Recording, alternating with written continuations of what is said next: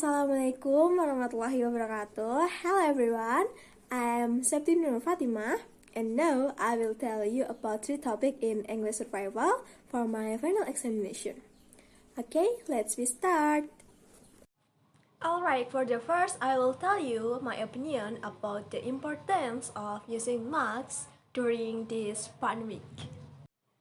Since the first time COVID-19 virus entered in Indonesia, besides doing social distancing, always washing hands and using hand sanitizer, working from home, limiting activities, PSBB and so on, we also have to realize the importance of using masks in all our daily activities. And as we know, the spread of the coronavirus occurred through droplet or droplet of saliva from someone who has been infected with the COVID-19 virus.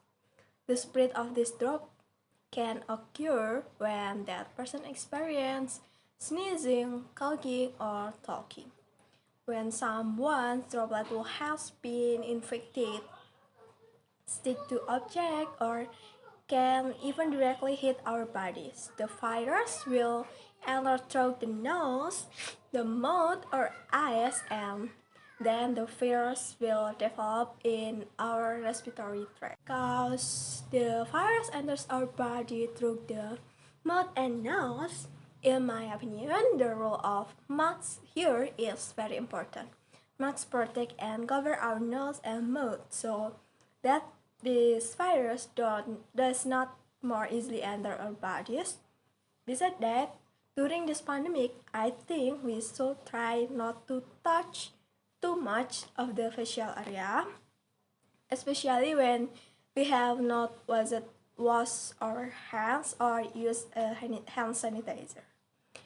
This is because it is a period that the virus will stick to the face and more easily enter to our bodies. And the masks consist of several types, namely cloth masks, medical masks, and N95 masks.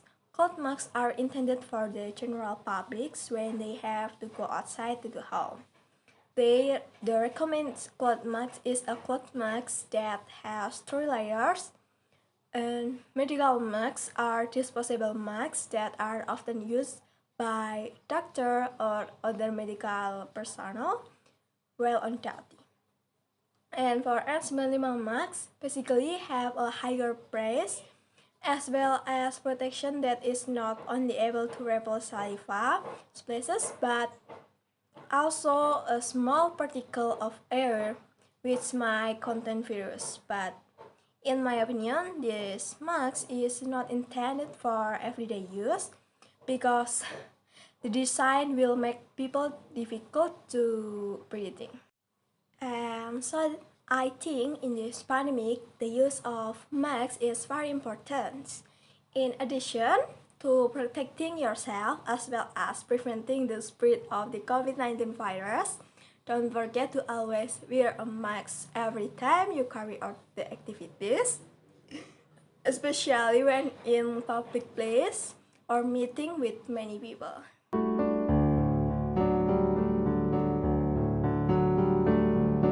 Alright, for the second topics, I will tell you about my past experience. I think it happened on Tuesday last week, I think. Okay, alright. And basically, I did not like being alone, especially at night. But on Tuesday, I was home alone. My parents were out of town visiting my grandmother, and my sister had not come back from the work. It was nearly about 11 p.m. I think. I decided to lock the door and watching a television in the living room. And then, while I was watching, I heard a click sound from the door. And I opened the door and no one was there. I was a little scared and I was heading back to the sofa when suddenly something tapped my shoulder. I turned around and saw a person dressed all in white. I instantly screamed. When the person removed the hoodie, it was my sister. He grinned and laughed. He was trying to scare me. I slapped his shoulder and he still laughed. I think this is not a joke cause I'm very scared. And for my sister, I hope you are not doing like this again.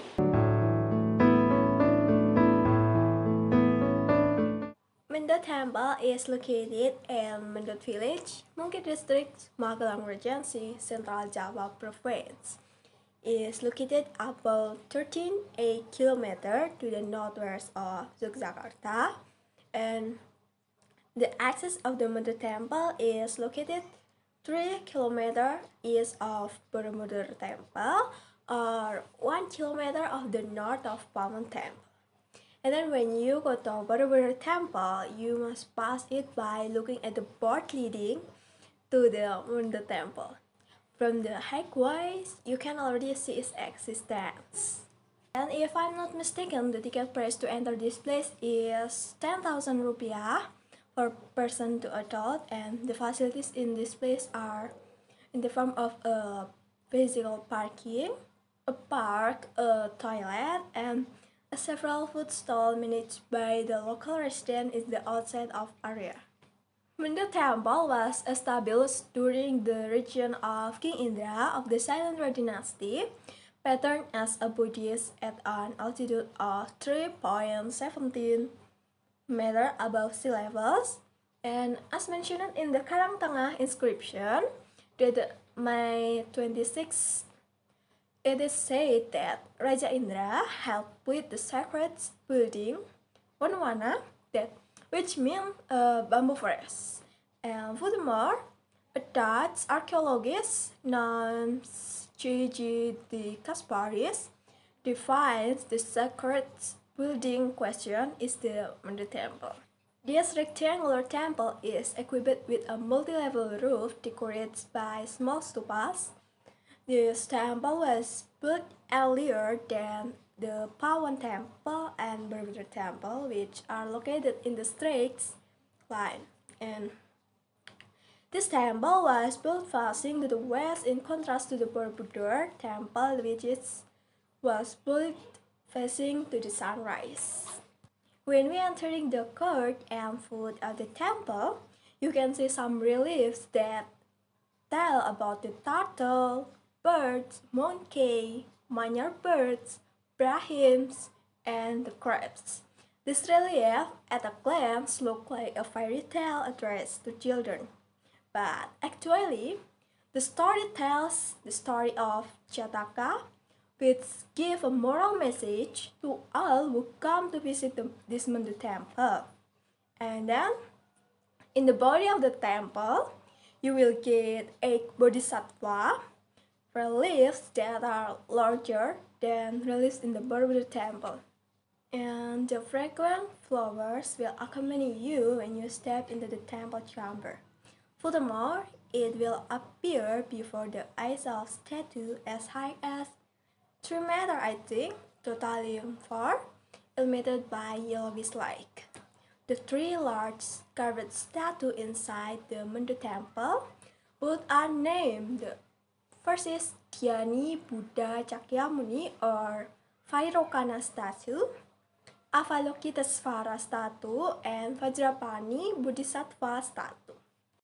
The Dhyani Buddha Cakyamuni statue is located in the middle, is sitting with legs down in a position with the hands turning the Dharma wheel. These statues were carved out of intake black stone material, so directly that an ordinary masterpiece was produced. There are a range of a fresh flower in hyalocate in front of this statue. Okay, I think that's enough to me to describe the Mendut Temple. If you are visit Magelang, you can visit this Mendut Temple. Alright, bye bye.